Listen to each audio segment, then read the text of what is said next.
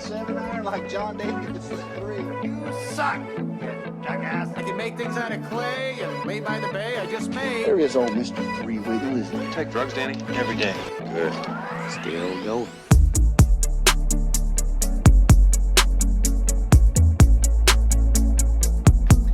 All right, what's going on, guys? Welcome to For the Game podcast, episode 1 of this series. We're on a new platform now. We're going to be talking about the PFP Tour. It's brought to you by the guys at GolfDoods, also with some input from and insight into the PFP Tour, the Pros Fore Pros Tour. We're going to be diving into that pretty hardcore today. It's going to be a reoccurring theme of this podcast. We're following them through their events this season. First of all, I want to thank our sponsors.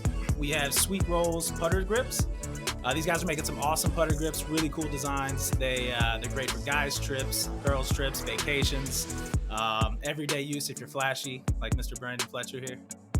Also, we got Keg Smiths. These guys are making portable keg systems.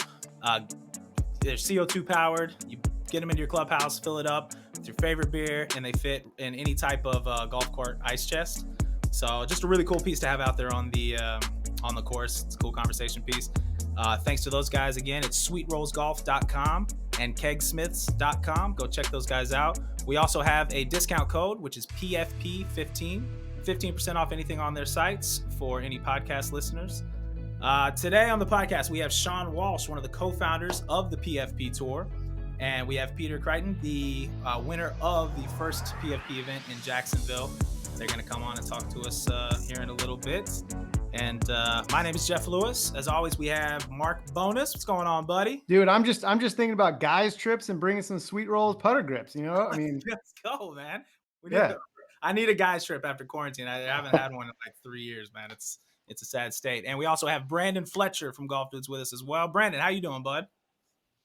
What's going on, fellas? Good. How we doing? We've discovered Brandon is on about a 2.5 to 3 second delay, so you have to give him. It's going to be a fun one. It's going to be a fun Unfortunately. one. Yeah, it's okay. Yeah, bear with me, fellas. Yeah, we're also going to be digging into the 2021 Masters that just ended. Awesome week, one of the best weeks in golf. And then we're going to be asking Peter some questions that I think the everyday hacker will find interesting. So without any more introductions, let's bring in our first guest, Sean Walsh, one of the co-founders of the PFP Tour, the Pros Fore Pros Tour. What's up, Sean? What's going on, fellas? How we doing? Yeah. Sean, thanks for joining, man. Hey, quick question. So we have Rob Manfred of Major League Baseball. We have Roger Goodell of the NFL. We have Dana White, president of the UFC. And then we have Sean Walsh of the PFP Tour. That's right. Yeah. So, yeah, are you asking about like the hierarchy as far as, either net wealth or things like that? I'm just happy we have the top dog. That's right. In our podcast today. Number four on the list. That's right. Yeah. Bat and cleanup in the list of mischiefs. That's for sure. I love that. Well, Sean, we are, we're trying to bring some awareness to the PFP Tour. We think it's an amazing thing you guys have started over there for working professionals. We're some 3 single-digit hacks over here, and fully respect the grind that you guys go through day in, day out. I just wanted to pick your brain, man. Can you give us a little insight into the PFP Tour, how you guys got started, what sparked the idea, where did it come from? Of course, yeah. No, well, first off, appreciate you boys having me. I'm very honored to be one. I think I'm your first guest, so heck yeah. First official guest on the series. Let's go. That's right, exactly. Setting the bar low so it climbs every week. I get it. But yeah, no. So the Pros Fore Pros Tour, really, it started out as an idea. COVID kind of, obviously, with all the bad that it's done to the world, it actually, it's nice to focus on some of the positives it's done. And if COVID had never happened, I wouldn't be on your podcast right now. Pros Fore Pros would not exist. All those other things. So I think we started with like 12 people. We had 3 groups of 4. And it was really just a couple buddies from Korn Ferry Tour and a few other local DFW guys. I handled all the money and I paid it all out at IRS. And it was just, it was just it was just something where, I just wanted to run something because nobody had anything to do. And kind of, it started at those 12 people. And I think we ran probably 8 to 9 of them kind of before the PGA Tour and stuff started kicking off, because by the second and the third week, we had multiple PGA Tour players playing. We had a couple girls from the LPGA Tour. Cheyenne Knight was one of them. I guess. Well, I'm here to name drop, I guess. So from the PGA Tour, we had guys like Scotty Scheffler, Siwoo Kim. He was putting with a putter that day. Nice. We had he's Danny not Lee. gonna let it down for a bit. Yeah, exactly. Danny Lee, Michael Kim. We had some pretty good players, contrary guys that are going to have tour cards next year. Max McGreevy, Charlie Saxon, Grant Hirschman. I can name. List goes on and on. But it started like that. It started kind of just seeing a need for something kind of like that at that time, especially. And it just was a one-round thing. And in running it, kind of, and overseeing the money and the tee times and everything, Tech Ranch made it really easy. Thankfully, Jonathan Bird up there and his guys. But yes, exactly. But kind of once my Canada season got axed, like tour started, Corn Ferry Tour started back up again, but the PGA Tour Canada, obviously, kind of just travel restrictions, it was just not going to be possible. So that kind of left me and my co-founder Skylar Fennell kind of in a tough spot. We could have gone and played regular mini tours and stuff, but we just kind of wanted to create something that would have been the most pro-friendly mini tour possible. It's just things that we wanted to see in mini tour events that we didn't see, and we were like, okay, what the heck? Like, we have all the time now. Like, this is the perfect time to do it. And so starting in July, I think the first week of July was our first events at where was it? La Cantera Resort down in San Antonio. So and so we had this idea, and boom, we were off and running. We had 9 events last year. We averaged 27 guys, 27 people per event. And then this year, I'm currently in Vegas right now at our second one of the year. And I think we were in Jax a couple weeks ago, which is why you got Peter Creighton on a couple minutes here. So we had 24 for that one. And then actually this one, we got 50 guys teeing off tomorrow. So yeah, so we're getting there. Let's go. Yeah, exactly. It's one of those things that, I think that you got to build up a little bit of trust in, this group, I guess, professional golfers. We work so hard, and we do spend so much money, kind of week in, week out, just kind of pursuing our dreams. And we want to make sure we know where that money's going. And I feel like that's what we're slowly trying to start building. And I think we're accomplishing that, is just creating a tour where people know where their money's going and they know what they're getting back is fair. You kind of told me y'all are planning some of the events that are going in close proximity to Q School. So you got all these professionals out there living our dream, trying to qualify for these events. And instead of the next day turning around and having to change their flights, change their hotels, and go home, you guys are kind of giving them an out to go and play real events for real money against real professionals in close proximity to those Q schools, right? Yeah, exactly. That was one of the things that we wanted to do. I had Corn Ferry status in 2019, but it wasn't very good. And so I played a lot of these Mondays, and they're really just a money suck. As Peter's probably gonna tell you in a couple minutes. I mean, you got to shoot anywhere from 64 to 66 in order to even sniff qualifying. And there's a lot of guys that are shooting, 68 every single Monday, and they're not having anything to show for it. And not only, for just take Vegas as an example, it's like somebody from Florida flies to Vegas and then flies back. So that's right there, $300 round trip. You got $200 in a hotel. You got $100 entry fee. I mean, that's if you have status. It's a $450 entry fee if you don't have status, just to play a one-day event. I mean, they're black holes of money, man. And just to have something to where you can book travel, and kind of almost have a contingency plan, is what we kind of wanted to provide with our events running the days leading up, or I guess the days after these qualifiers. No, that's crazy, man. I mean, look, Brandon shoots 82s and has nothing to show for it. So, True. Yes, exactly. Every now and then I got one of those. Who doesn't, man? Who doesn't? Well, dude, Sean, thank you so much. Can you give us some what you guys have coming up? I know, like you said, you did about 9 events last year. You just finished off with the first Jacksonville event, which was super great. Had a course record shot during that round, which by Peter, who's going to be coming on here in a second. What else you guys got coming up for the year? What are you excited about? What are the goals for the 2021? Yeah, for sure. So we got on the schedule. We're actually this week is the beginning of a little bit of a run that we got going. I think that we got 8 weeks in a row where we're offering our guys events following these Corn Ferry Mondays, and then take a little bit of an off week, I think, and then another couple throughout the rest of the summer. So yeah, so we're pretty busy. We got some events coming up next week. We're in DFW area over at Sky Creek Ranch. And then we got actually back-to-back weeks in Nashville, which is not the worst place in the world to come hang out for a couple weeks. So if you're listening, come hang out. Yeah, and then yeah, I mean we're really kind of all over the place, and we're constantly working too with other mini tours that are in different regions to just give our players, access to more tournaments that they could play in, and get better. I mean that's the most important thing is that we understand. We don't want anybody peaking for a PFP Tour event. We are the means to the end, which is the PGA Tour. And so we're not trying to be the PGA Tour with our tournaments. We play in carts.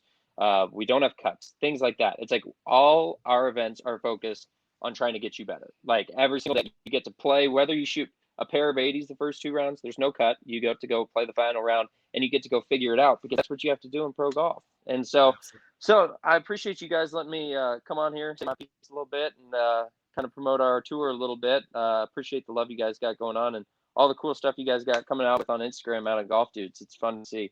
Appreciate that, Sean. Hey, Sean, quick question. So, like, could a random golf dude, I see you have that event coming up April 21st through the 23rd. Could people come watch you guys play? I mean, is that something that the course we would allow? love it. Oh yeah, it's encouraged. I think for the most part, most of the places that we're at this point, as far as like COVID restrictions or anything like that, are to the point where I mean, people can still come out and watch on the golf course, and we're really chill and lax and stuff. It's like if a player wants to bring wife, girlfriend, or whatever, you come on out, come with them. Like I said, we're playing cards, and we would love. I mean, at some point, as far as goals and everything, we would love to try to get the membership involved somehow at these courses. I think that is kind of a down the road 1 to 2 year thing, but we want, like I said, we're not trying to be the PGA Tour. We want it to be a very relaxed, fun atmosphere, fun vibe. We've kicked around ideas of like beers on the back 9, like for the boys that aren't in contention. It's like, hey, yeah, exactly, yeah. Like here's a few beers. Hey Smith, just get one in every cart, man. Let's go. That's right. There's something right there. Love it. Gosh, yes. Look at that. This is your first podcast, and you guys are already. We're in it. Your sponsors gotta love you. Yeah. Well, Sean, look, we appreciate you, man. We're gonna need you to stay out there grinding, figuring it out on the PFP Tour because we're looking for your first commitment tonight. When you do get your tour card, I'm gonna be your caddy. I'm coming on tour. Good news for you. Exciting stuff going on here. I appreciate it. No, thanks, guys. Yeah, I got multiple coaches. Hell no, he's not. So. Yeah. I don't want to caddy for Sean ever again. Why? Why's that? Well, yeah, that was back in bad temper Sean Walsh days. Or hey, this could be an entire episode of GolfDoods, probably. Well, all right. Well, let's bring you back. I mean, we're gonna have people from the PFPs on after every event. So this will not be the last time we see Sean Walsh. He will be on, and we're gonna get those in-depth, almost friendship ruining stories next time. That's right. Yeah. Those will be good. Yeah. Well, Sean, thank you so much for coming on, bro. We're going to let you go here, and we're going to bring on Peter, who was the winner of the Jacksonville event. And good luck on the event tomorrow, man. We're stoked to see who comes on top in the Vegas event that you got going off tomorrow. Oh, appreciate it, boys. Yeah, thanks so much. And, make sure that boy loves the Bills, so make sure you ask him how good his Bills are going to be next year. All right. We will, for sure, man. We will. Take care. All righty. Thanks guys. Nice. All right, fellas. Well, next, here we go. We got the winner of the first PFP event in Jacksonville coming on. Peter, what's up, buddy? How you doing, man? What's going on, guys? I'm surprised you got Sean off. Peter, thanks for joining. Appreciate it. It's always good to have a pro on, man. I mean, this is an honor for us. Yeah, I appreciate you guys doing it. No worries, man. Well, dude, speaking, we were just talking to Sean a little bit about the PFP Tour and the Jacksonville event. Congratulations, by the way, on taking that one down. First place in that. Thank you. I appreciate it. I mean, let's just get right into it and talk about the 63. You got 3 single-digit hacks over here, and we're never going to shoot anything like that. We're not going to know what that feels like, most likely. Man, what does it feel like to be out there shooting a course record on a course like that? Sean told us conditions were a little rough. I mean, honestly, I had no idea it was a course record until I got done, and I think I tied the course record, so I can't say I have it solely, but true. it was. I would take it. I would take it. No, it was one of those days. I mean, you just keep going, and you just kind of get it going, and then next thing you know, you make a bogey, and you're still at 5, 6 under, and you're like, okay, I guess I'm playing pretty good. And then, I finished pretty well. I finished birdie. So, it's just one of those days where you get it going, and you just hope to just keep the accelerator down. So. Yeah, man. Can you imagine that? I mean, no, I honestly have never had that experience where I'm just like, oh, wow, randomly I got it. Like, oh, I'm still 5 under. Okay, this is great. No. Like, I've had days where I felt like, oh man, I bogeyed, but I'm still playing pretty well. But I'm teetering on like 77, 78. It's nowhere near. Like, the life of a pro is so much different than a regular guy. But I mean, on days like that, man, do you feel like do you feel like you're just hanging on? Like when you're shooting around like that, are you feeling like you're barely hanging on to it? Or do you have that feeling of like, man, it could have been a 60? I mean, I made 2 bogeys, so it definitely you look back and say, oh, you made 2 bogeys and you shot 63. Yeah, it's one of those days where I just had it going, and I don't think I've had it. I Mondayed in China 2 years ago, and it was kind of a similar feeling. Like you just kind of get it going, and then you feel like as long as you get it on the green, you got a chance. And then you start hitting it closer, and then it's just one of those. Once the momentum starts going in your direction, it's you just try to not get in the way. I guess is the best way I can describe it. Yeah, no, absolutely. And Brandon, Brandon really struggles with that. I was playing a few months ago, and they had and I don't know, this was maybe like 6 months ago actually, but they had just punched the greens and sanded everything, so the greens were garbage, and you're not really putting. Yeah. So the idea was get it on the green and then just give yourself a 2-putt, right? Putt it out, but essentially give yourself a 2-putt. But I shot super well. I was like 3 over, which is fantastic for me. It makes you realize how important just greens in regulation are. You know what I mean? And also how bad I putt typically. No, I would say it's probably one of those things where, if you can give yourself 18 looks, which obviously is very, very good, but if you have the goal of 18, you'll end up, say if you end up with 14, you're still going to have a good number of looks, and you might run into a couple. So, and that's just comes from playing more. The more you play and the more you understand how to just get around a golf course, it's definitely it's nothing like crazy. It's nothing earth shattering. But the days that it goes well, it's like, wow, this was so easy. And then it's like I played the Monday yesterday and I shot 1 under, and it was like, I mean, that was not very easy. So I've got, and I mean, there was a 10 under and 2 8 under or 3 8 unders, and I'm out there shooting 1 under, and it's like, what am I doing? God. Yeah. That's just, I mean, like we were just talking about with Sean, it's such a grind out there sometimes. I mean, like he was saying, shooting a 67 or 68 and not even sniffing at the qualifying numbers, just I can't even fathom, I mean, it's 2 years now, just the way that everything has happened and stuff. Like the Mondays are always strong, but they're even stronger these last 2 years, just because of the fact that there isn't a whole lot of places to play. So you have everybody going to the Mondays, whereas previously you have, Latin had a full schedule, China had a full schedule, Canada had a full schedule, plus mini tours, and now all you have is there's a few Latin events. There's going to be a few Canada events. I don't know when, but they are going to happen, and China's obviously not happening. So there's all of those players. Usually there's 156 guys in all of those fields, and they have nowhere to go. So you're just getting a lot more players into Mondays, which it's fine. It just shows you where you have to get to. Can you tell us just a brief, quickly, how do events like these, playing events like the PFP Tour, the one you won in Jacksonville, how do events like the PFP Tour kind of help you guys stay in the hunt, help you stay active, and help you stay in? I mean, Sean and Skylar have done a very good job of putting together something that has given guys an option, and it's always nice to have an option when you go to a Monday and you don't get through, and you have an option to stay there and make some money if you play well. So that's kind of like, they're doing a very good job of giving guys another opportunity to play. And I think anytime you get to play, regardless of where it is, if you're putting your score on a scoreboard, it's better than anything in terms of trying to get better. So, and that's what they're doing. So, Yeah. I give them all the credit in the world for starting it. It's not easy to start something and just, dive right in, and that's what they've done. So good on them for doing it, and it's given us somewhere to play. So it's another and avenue. you're taking one of our friends' money, so I mean, we always appreciate. Yeah, that. exactly. I don't mind taking his money. If he clean, wants to keep giving it to me, I'll gladly take it. Please, man, because we love writing him about that. So Absolutely.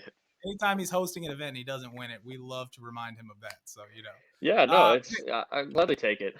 Yeah, totally. What do you got next, man? What's up for 2021? What you got on the horizon for the rest of the year? Man? I don't know, man. A lot. I have Corn Ferry status, but it's not very good. So I have been chasing Mondays, try and get in and try and improve my quote unquote status. So it's I'll probably keep doing those for a little bit, and then I'll probably start doing more PGA Tour Mondays, and then keep playing wherever I can. If I get into Latin events or I get into China or Canada events, I'll go play those and just try and play as much as I can, gearing up towards Q school. Really is about what I'm doing. It's great, man. Sounds better than the local munis that I will be playing. So sometimes it's fun though. You never know what you're gonna run into out there.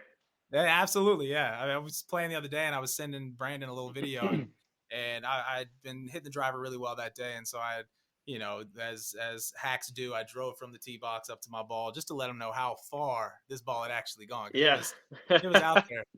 I had literally about 30 miles of wind behind me is the only reason why. And it was right in the middle of a divot, and of course it was.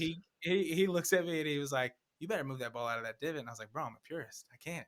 Shank the shit out of it. Ended up double bogey. Yeah. Terrible choices I made. Well, man, thank you so much. We're going to move into a little group discussion here. We're just going to quickly talk about the 2021 Masters event that just finished up. Super fun week. One of my favorite weeks of the year. I got made fun of a lot because in quarantine I set up my whole backyard and I had a hitting station, a chipping station, a little putting station, and I thought it was cooler than a lot of other people did. But yeah, Sounds so awesome. we got Hideki. We got Hideki winning. I mean, we did a Masters pick'em pool. Not one person picked Hideki. So he hasn't won since 2017. I can't really blame anybody. Yeah, right. Totally. But just winning with that amount of pressure. I mean, being the first Japanese Masters champion. I don't think anybody will ever understand what that pressure's like. I mean, yeah, maybe there's very few guys that'll understand it.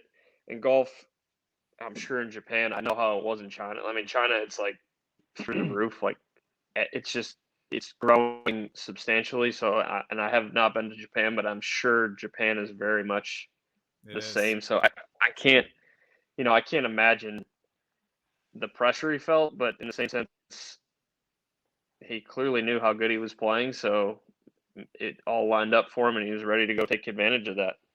Did you guys see those pictures of him flying back and he just awesome. had his luggage with him, his jacket? Got the jacket. Yeah. So jacket great. Flying commercial. That's got to be the much most better than that. He's got to be feeling so content just sitting there. Mean, if it was Phil or DJ or any of those guys, it would have been private jet, jacket on, collar popped. You got Hideki. I mean, he had it over the seat with his bag kind of on top of it. It looked like my half zip that I wear. I mean, it was just. He might as well have had like a flight pillow around his neck. No, 100%, man. Yeah. I mean, the guy just won 2.1 million, and God knows what else from sponsors, and he's flying commercial. Yeah. They said, I mean, that was one of the things. It was Brandel or one of the announcers. They were just talking about. They played around with him. This is before he won low amateur, and he kept asking him, man, do you think you're going to be the greatest Japanese player ever? And his translator finally ended up having to tell him, like, he's not going to answer that question. This is an extremely humble man, even at this early age. He's not going to answer a question like that, It's amazing too, because I mean, since he's been on tour, there's 40 cameras every week with him. It's unbelievable. Yeah. And he just really, that's his norm. Jeff, didn't we see him Didn't we see him? We went to the that tournament in LA. It's the Genesis Open now. And he had so many people following him and taking pictures. I mean, there were just a huge amount of crazy. Japanese that were obsessed with him. Well, I mean, we have a huge Asian community out here in LA, and I mean, I used to work up at LA City Golf, and I was a starter for a couple of the courses for a few years. And I mean, no joke. I mean, 95% was Korean and Japanese clientele. I mean, it is so booming out here for that culture that, we went out to, I'm blanking on the tournament that it was, but I remember Riviera. It was Riviera. Yes, thank you, buddy. And Bubba won, stole it from Rory at the very end there. But we were walking around and we couldn't believe. I mean, one of the biggest followings was Hideki. And I mean, not throwing any shade, but it was just like, wow, man, he's a true star. And like you said, you played on the PGA Tour in Asia, and I do a little bit of work in Korea, and I've been to Japan a few times, and I was blown away. I mean, every single street corner there's a golf store. It's unbelievable. Oh yeah. I was blown away with how much people love golf there. Totally, man. I mean, look, I can't handle the pressure of the group behind me watching me hit, and he handled the whole island of Japan, literally like living and breathing on that one tournament. It was insane. Every shot. And just the respect too, like his caddy at the end when he was awesome. Put the pin back in. I mean, that's so cool to see. Just the respect for the Masters. I don't know if you posted an account I followed today. They do this really, really cool artwork where they kind of animate real life pictures or whatever. And they did him with empty flag in his hand, bowing. And it was just such a classic image, man. I'm like, that's going to be one that's replayed and seen for a long forever. time. Yeah. Man, all right. DJ wins in November. Lowest score of all time at the Masters. 6 months later, he misses the cut. What? I mean, the guy wins, and then he has. I couldn't even it was hard to imagine that the Masters was this week.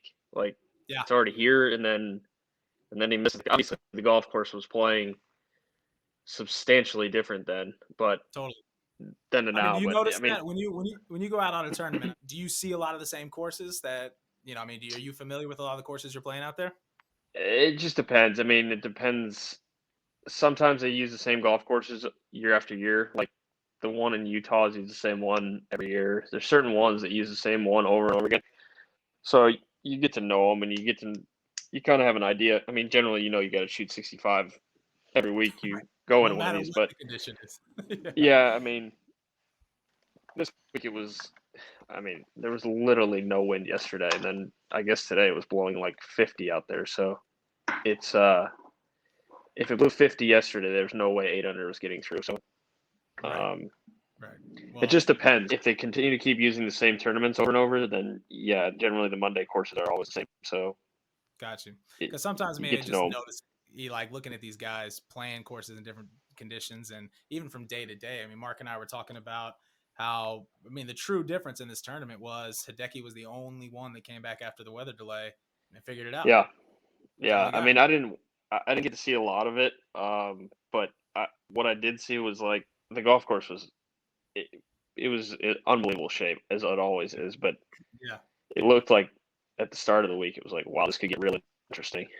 Yeah, dude. Oh, yeah. I thought it was going to just keep drying out, keep getting more time. It was crusty. Yeah, man. I mean, some of the greens, honestly, for Augusta, when you saw them from out, I was like, oh, man, the course is in gorgeous shape. And then they'd show a close-up, and you started seeing some of the brown spotting going on. Yeah. It was looking fast and dry, man. Golf purists don't mind that, but TV loves the green, so exactly. It's a tough balance, Playing wise, it's definitely better when it's brown. Is it just run truer or what? What's the? It's just faster. I mean, when it's green like that, it's generally slow, and I wouldn't say slow, but it's slower, and the ball. It's what you give those guys. They're so good. You give them a little bit of moisture like that. You saw what Hideki did. Like it just becomes throwing darts, and then when it gets a little bit of firmness and you don't know exactly what's going to happen, it's more indecision. That's when you don't see it nearly the scores being that low, because you have to think a lot more. Right. Well, and which I'm not good at on the golf course. Okay, that's one thing that's really doing and relying on in my game is thinking. Let's talk a few more players before we move on from the Masters. Let's talk about Willie Z. Willie Z was out there looking like a toothpick and just murdering that ball around the corner. I think his coach said, no, it was Butch Harmon said that he looked like a 1-iron without a grip. I thought that was a good analogy of what he looked like. But I don't know if y'all saw, Titleist hooked him up because all the memes started. He looked like Happy Gilmore's caddy from Happy Gilmore. And so Titleist went and printed on his wedge. It was going around. I'm sure we all saw. But it said, I'm your caddy, Mr. Gilmore. Yeah, stamping, yeah, for sure. Yeah, it was great, man. I mean, somebody that can embrace it. I love it. Yeah, he does a good job of embracing it, for sure. He does. But it was interesting, though, because then the next day they were talking about how same announcers, they were talking about how he has that it factor, that Hollywood look. I feel like golf is just so happy when there's a new person, you know what I mean? Like a new Right. kind of winner to talk Totally. about. Yeah, I mean, for as sure. with The golf, media, at least. Golf Channel. I mean, if guy wins one event, you better watch out. He might win 4 majors in a row. It's just The best. it's crazy how that Yeah. Last guy, Xander, heartbreaker. Heartbreak at 16. Finally making that push. God, momentum on his side.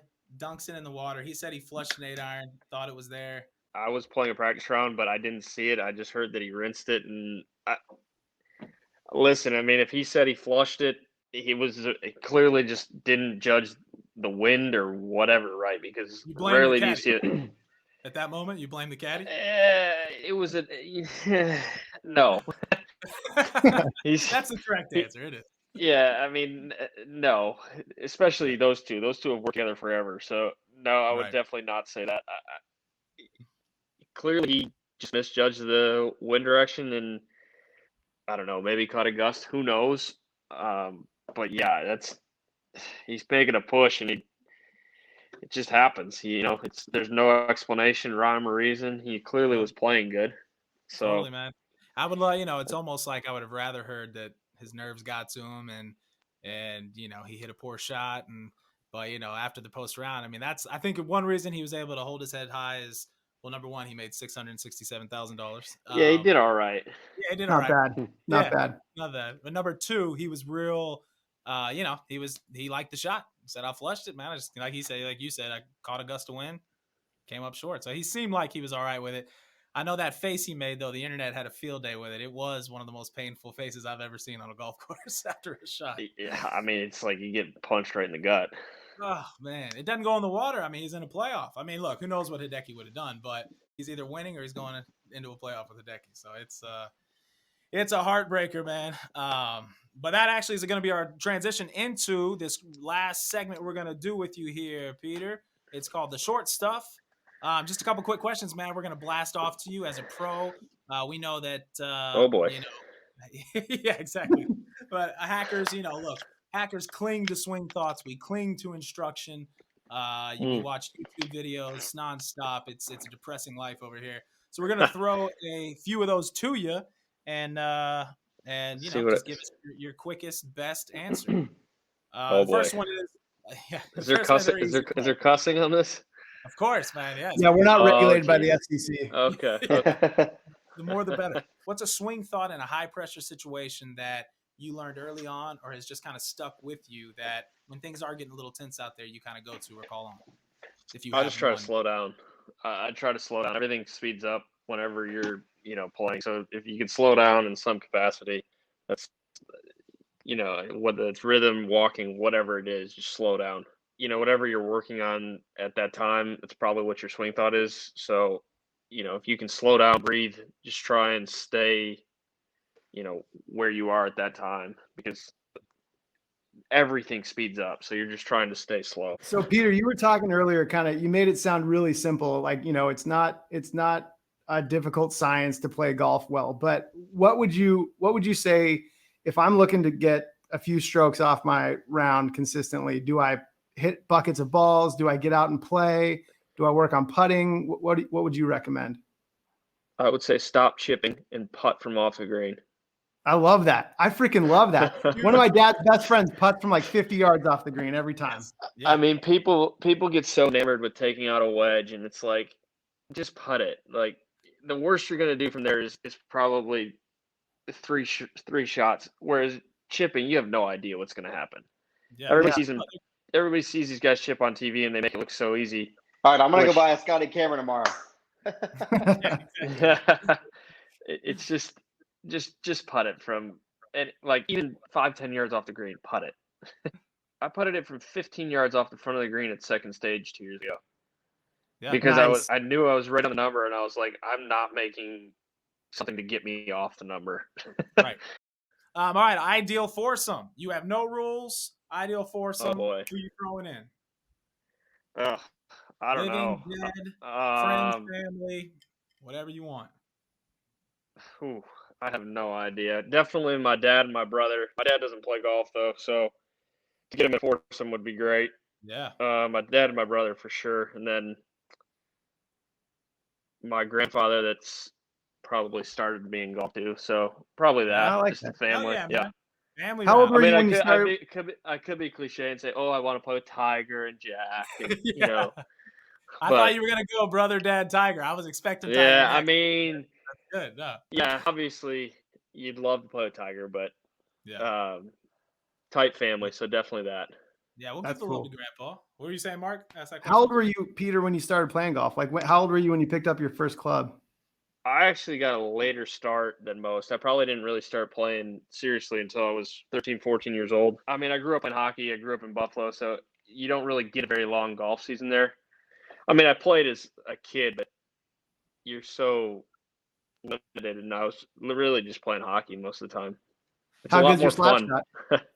How good's your slap shot? Probably not very good now. No? What about your No, dangles? You got hands? Hey, do you ever Uh, chirp out there? Do you ever chirp to the other golfers? I've been known to be able to run my mouth a little bit. Yeah? Fucking love that, Yeah, man. I mean, That's awesome. it's just, you know, if you see a bad shot, you have to let them know that they have hit a poor golf shot. But in the same sense, if I hit a bad one, I fully expect to hear it just Get as it much. back. Yeah. Yeah. You got to go to. I mean, if somebody really shanks one, you got to go to. You're letting. No, fly. I just tell them that was tremendous. That was a very good shot.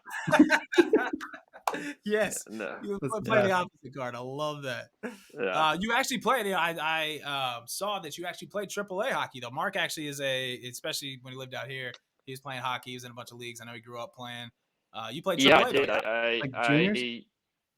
I didn't go and play juniors. I was considering it, but it was just going to be a long road for me, and I quickly got out of.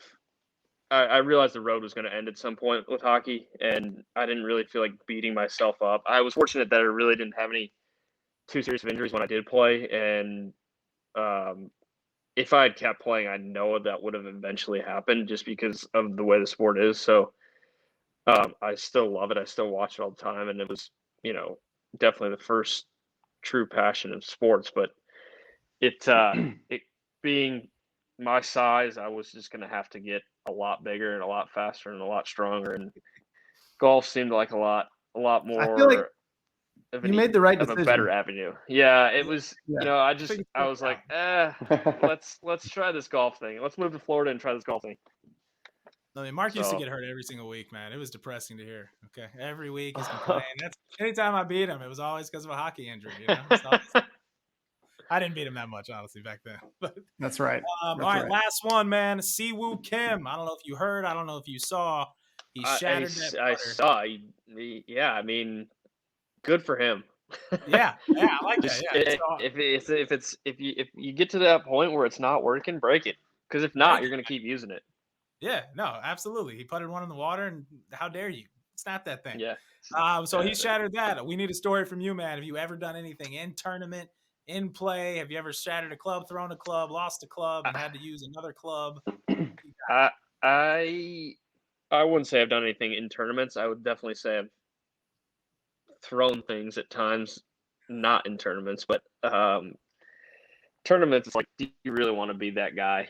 I mean, Yeah. you're playing with other guys, and it's just one of those things. I don't see the point to it. I think it's funny when someone else does it, like they just lose their mind. But Oh, Yep. man. Did you see? I don't know if y'all saw Horschel. I mean, he was having a day anyways, but he I forget what Dude. shot it was. He missed a shot, and he goes over to his bag. And I mean, there are patrons around. He knows he's in the featured group. There are cameras all over him, and he takes his 3-wood and he starts banging it into his bag to the point where his I caddy give the caddy credit. The caddy just was like, "All right, bud, whatever you need to do, get it out, get it out." He was going, man. He runs hot.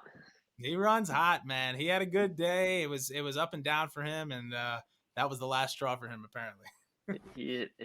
The golf course had gotten to him. Yeah, man. And Well, I don't think it was that day. I think it was the week. Yeah, absolutely. No, Yeah. it was a culmination for sure. For sure. Well, dude, Peter, thank you so much for coming on, talking golf. Absolutely. With us. Thanks for having me. No, man. Yeah, I thank you, appreciate Peter. it. Yeah, thanks, Peter. Good luck out there, man. Yeah, dude, I appreciate good it. luck. We'll see you guys soon. that Thank win. you. And Thanks for then doing it. Get us your address ASAP, man. We're gonna ship out. I one will. of those Thank you. coolers to you. They're really cool, man. I Fill appreciate it. it. Take it on the course. Have fun Sounds with it. Get good. drunk on us. All right. Sounds good. I appreciate it. Thanks, guys. Keep grinding, brother. Yeah, Take care, man. See ya. We'll All right, boys. Couple pros on for the first cast of this segment. Yeah, Peter's a cool guy. It's funny, it's cool that he started out playing hockey and now he's, and then transitioned to golf. I feel like, Oh, again, you would he say made the that. right decision with Oh, that, you would say I mean, he's got a nice full mouth of teeth. That's important to have. Totally. Yeah, which you can't see at home if you're listening. Mark does not, and it's a sad state of affairs. No, but that's not from hockey. That's just from the meth. So Yeah, exactly. Totally. Fellas, we got another PGA event, exciting one coming up next week. The RBC Heritage, Hilton Head, North Carolina. Weather's going to be muggy and hot. Bryson withdrew. I don't know why. Anyone know why? no idea. Yeah. No idea. He's just mad. No, he hit too many balls on the range. probably not. It's so ridiculous. 5.5 He hours. pulled us back. Yeah, 5.5 hours on the Masters range. How does he even have a driver left? I feel like you just hit your driver into dust No. as hard as he hits it. It's going 200 miles an hour. He was hitting 200 don't mile an know. hour swing speeds, man. It's insanity out there. Well, we lost him, but we still have DJ. We got Shane Lowry, Zach Johnson, Colin Morikawa, Lee Westwood. It's a pretty stacked field out there. Corey Should be Connors. fun to watch. And Corey You know, Connors. That's right. There's a name, right? I mean, he had That's my a pick. he had a good. That's my pick. Yeah. You're going with Corey? I'm doing a rebound, I think. I'm Going going for the Corey, man. RBC Heritage. I'm going DJ. I'm going DJ too. Let's go. I'm gonna go One with thing- DJ one every guy you week. didn't, one guy you You're didn't going to win mention- one. Yeah, the one guy you didn't mention was Webb Simpson, man. He destroys this golf tournament, so watch out for him. Absolutely true. Webb Simpson, I have a love-hate relationship with Webb Simpson because I like him as a human being and a golfer. Yeah. I'm upset that he was one of the anchored putter guys. I'm still bitter and holding out grudges from Oh god. major winners. Still that hold are on to that. Adam Scott, Webb Simpson. They're anchored, man. What do you? I mean, I don't know. I don't know if they count. Does it still count? It counts. I was at that I'm tournament. not, It I'm not counts. watching I saw golf him until play. the next major. You're not until the next major? Yeah, I'm not gonna watch golf Yeah, until the next Mark major. is so bougie, dude. I mean, come on. If it's not Tiger Woods, Jordan Spieth, or a major, he ain't watching it. That's right. Well, fellas, this has been amazing. Pleasure to talk with you guys as always. We're going to be coming back after every single PFP Tour event, and we are going to be covering the winners. We're going to have the winner of every single event on the podcast. We're going to have someone from the PFP Tour come on, just like Sean Walsh, and just talk golf with us. Again, we'll get some pro insight into some swings. We're going to have some swing breakdowns later in this series. And I want to thank our sponsors again, Sweet Rolls Golf, sweetrollsgolf.com. Go check them out. And also Kegsmiths, kegsmiths.com with an S. And again, discount codes for both of those is PFP15. Get you an extra 15% off anything on their sites. I'm gonna go hit up. I'm gonna go hit up the PFP Tour here in DFW. I'm gonna go check out that tournament, watch some really good Let's golf. do it. Let's do I'm it, not sure Mark. you're going to enter. I want to see you enter, dude. Brandon and I are Enter gonna too. enter. I think it's $350 for an Let's go. amateur to enter. So That's easy money for you. That'd be guys, so man. fun. That would be. I think they should have, just real quick before we go, every single tournament, including the Masters, should have a +6, +7 handicap play, just for reference. We need reference on like what a decent golfer who's not anywhere near pro, what are these guys shooting out there? I think it could be you guys on the PFP Tour. 114, I think. Oh, Wow. easy. Oh. At Augusta. Yeah. All right, fellas. Well, for episode 1 of For the Game podcast, cheers from the Golf Dudes. Thanks for the PFP Tour for coming on. And we'll catch you guys after the next PFP Tour event. Good night, guys. Cheers, guys. Thank you. Cheers, Make fellas. things out of clay and lay by the bay. I just made. There is old Mr. Three Wiggle, isn't it? Take drugs, Danny? Every day. Good. Still going.